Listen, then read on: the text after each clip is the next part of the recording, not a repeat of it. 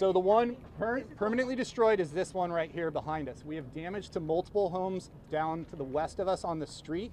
That damage will be assessed. Our main concern on that damage, I don't know the full extent of the damage because our job is to preserve the scene so NTSB can come in and do the investigation. We removed everybody from the scene, blocked it off right now. We will have better numbers on the full damage of homes after NTSB comes in and starts doing their investigation. It is just this block right now, but we have a large debris field that covers multiple streets. There was dense, but there was